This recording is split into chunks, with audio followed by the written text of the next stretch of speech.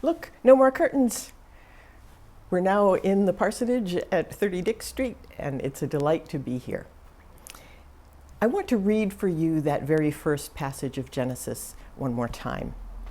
Just the very first verse. In the beginning, when God created the heavens and the earth was a formless void, and darkness covered the face of the deep, while a wind from God swept over the face of the waters.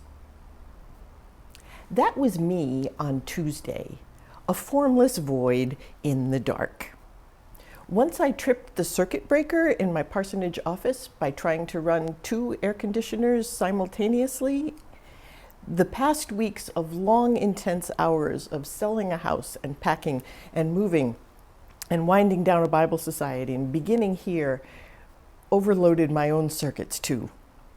And as Frank tried to find an electrician, I just lay down on my bed in the dark and let the wind of God coming from the ceiling fan blow over me. Formless void pretty much summed it up. That's where Jacob was too, when we found him at the ford of the Jabbok River over the past 2 weeks. That's also where everyone associated with any kind of school is right now. Teachers, administrators, students, parents, as well as anyone working in healthcare, anyone living in a congregate facility of any kind as months of isolation wear on, anyone who has lost a job or whose unemployment benefits have run out. But even without all of that, there are still those of us, like me, who have lives that others can only dream of. Yet we still find ourselves hitting a wall when the circuit breaker trips, and it's just one thing too many. We become that formless void, and darkness covers the face of the deep. But as I lay there under the ceiling fan, I remembered my favorite Bible word. This will not be the last time you hear about this word, but it's in Hebrew, and it occurs here in Genesis 1:1. The word is ruach in Hebrew. R-U-A-C-H, we transliterate it. And the New Revised Standard Version of the text that I just read translates the word ruach as wind. A wind of God swept over the waters.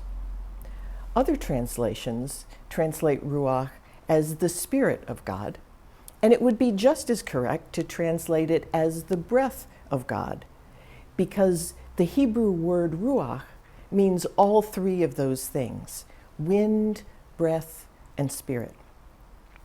In English, we have taken what was a deep and rich word and kind of sterilized it and broken it up into pieces. For us, wind is about meteorology, breath is about biology, and spirit is about theology, or maybe psychology or philosophy. But when you run into the word ruach in the Bible, there are no distinctions between those things. And I think that's pretty awesome.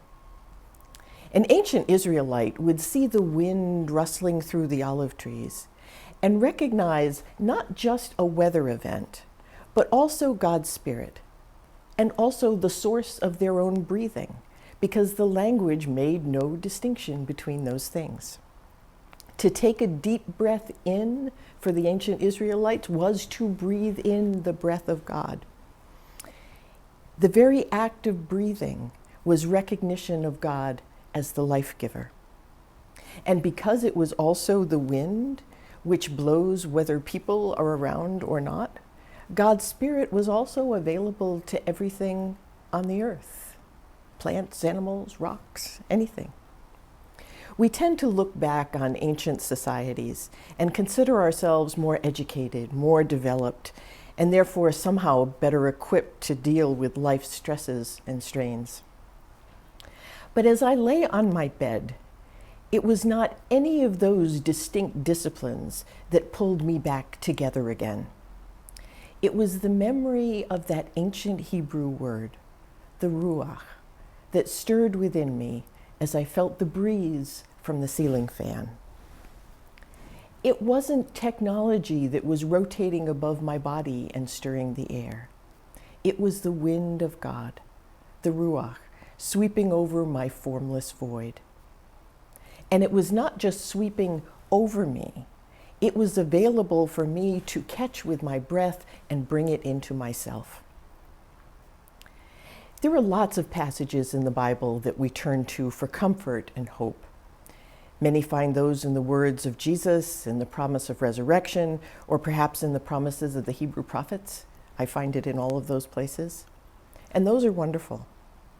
But personally, I'm hard-pressed to find a verse that renews me as quickly as Genesis 1:1, especially when I'm in the ford of the Jabbok River, when my wrestling and struggles have thrown me against a wall and put my hip out of joint, as we saw happen to Jacob over the past 2 weeks. It's Genesis 1:1 that reminds me that such a place is literally where everything begins. In the Bible, all of creation comes out of that moment. I should take a brief detour here to remind you that I don't look to the Bible for science and facts. I look to the Bible for truth with a capital T, the big picture concepts that show us glimpses of who we are and what the faith that gave birth to Jesus thought about the nature of God, the world, and all the communities formed on the face of the earth. To insist that the 7 days of creation portrayed here in Genesis 1 means that the earth is only 6,000 years old or that evolution can't be a thing is not only a misunderstanding of the passage and the nature of the Bible itself, but it also does harm to the faith of individuals and drives people out of the church. I've met them. I dive deep into these ancient stories, not for facts about how the world actually began, but to find the truth they are trying to teach about the nature of God, the world, and the role of every living thing within it. God is not trying to be our geology professor. The first chapter of Genesis is an epic poem. And poems, by their very nature, aren't meant to be taken literally. Don't get caught in that trap. Poems give us truth, not facts. So with that understanding, let's go back to the void and the hope that lies there, swirling in the dark. One of the truths of this chapter is that when God passes over the formless void of our lives, things start to happen. Light breaks open, even in the midst of darkness, and we can suddenly see clear sky. Something solid begins to form beneath our feet.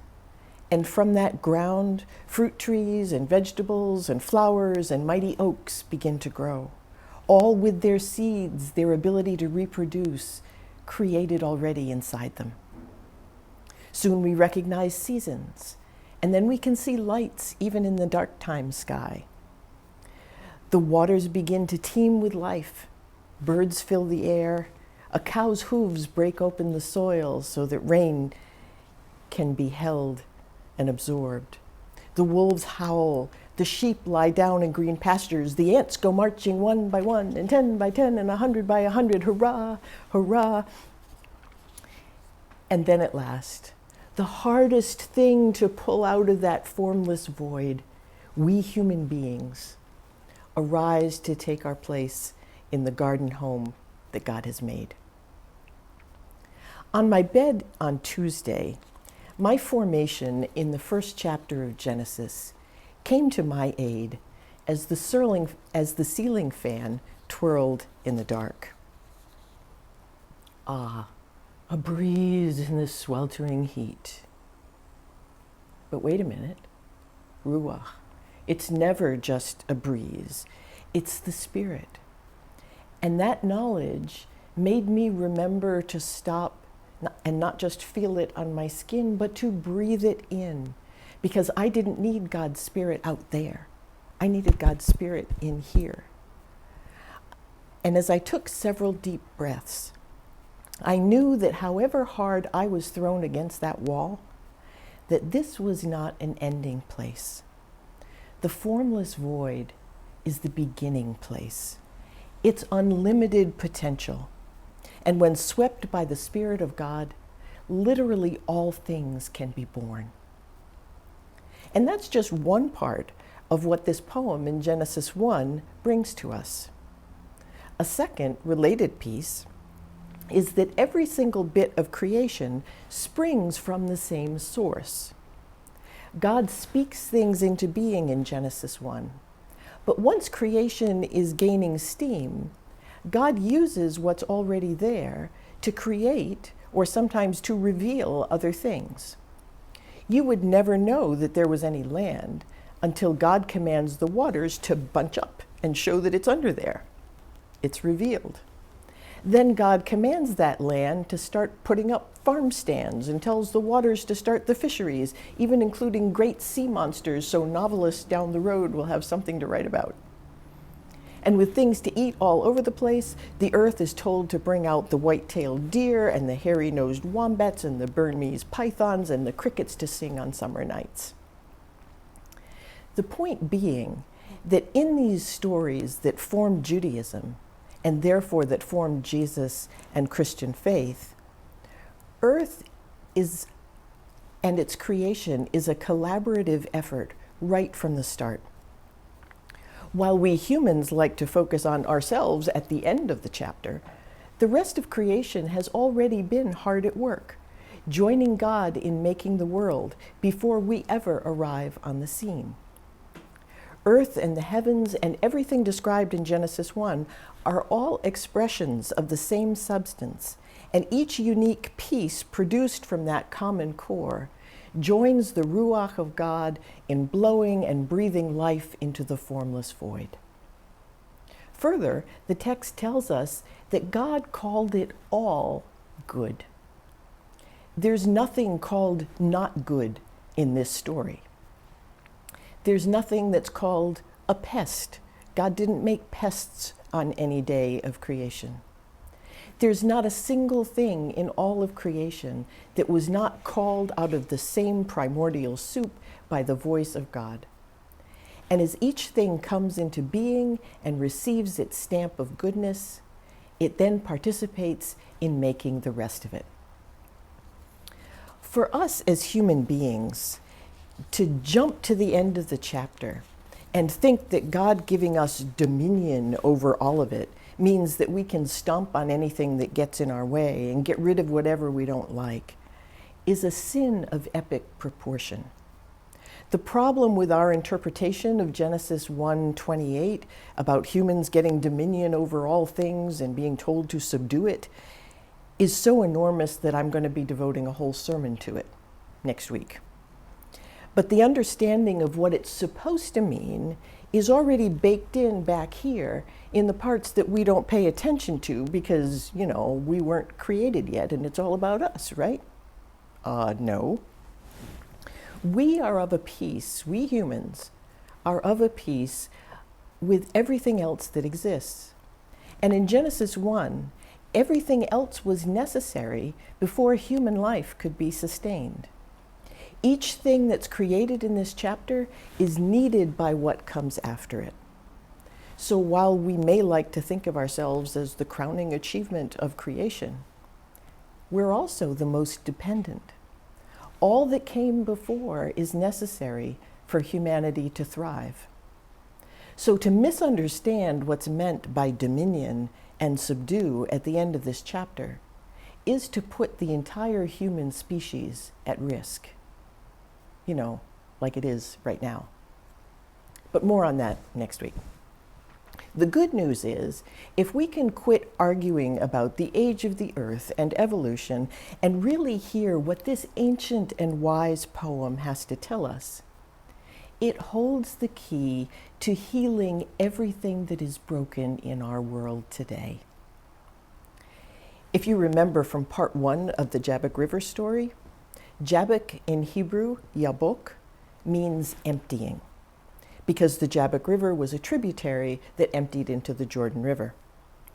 To be able to cross the river and receive God's grace, Jacob had to enter the ford of the emptying river and empty himself of everything that he thought he knew about who he was, why he was here, and where he was going. And then he had to wrestle it all down until he came out both limping and blessed. Right out of the gate, in the very first verse of the Bible, we're told that such emptying is not the end, but instead it's the beginning. That's literally what Genesis means, beginning. The formless void is not something to be feared. It's where everything starts. It holds all that ever has been and all that ever will be within it. It's where the Spirit of God, the Ruach, sweeps through to fill our lungs and cool our hot skin. And once we recognize that we're not alone, even in that formless void, even at the ford of the emptying river, new things, good things, can come into being. At all levels of society, we are against a wall right now. It takes 10 times the effort to do even the simplest things, and we strain against the headwinds. Then one day, we trick the circuit, and there we are, the formless void, the ford of the Jabbok. And we are there as a church. As I talk with people and share ideas, people ask, but how will that work? What if we can't go back into the building by Christmas or by Easter? What about this event and that program and these issues? And did you know we're now looking at a $70,000 shortfall in the budget for this year? What are we going to do? The answer is, I have no clue. But I do know where to look. The church right now, here and everywhere, is in many ways in a formless void, and darkness covers the face of the deep.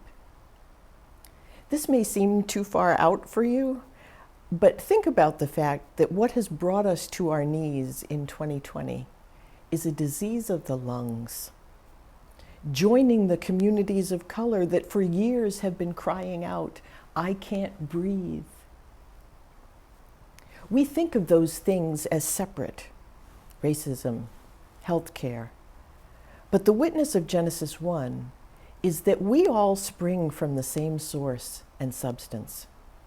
Every symptom, every injustice, every looming disaster is a product of the same disease, manifesting differently in different parts of the body. We're suffering because we have not yet recognized that we were all created out of the same stuff. And we have failed to notice the Ruach that's sweeping over the face of the deep darkness in which we find ourselves. It's not just wind. It's our breath. It's our healing. It is our life. That reality of our common core and our dependence on one another points us to the good news. To heal any piece of our world, however small, is the beginning of healing for all of it. We don't have to choose between causes or to try to do everything. The formless void around us and the roaring windstorms sweeping through the plains tell us that the Spirit of God is beginning creation anew.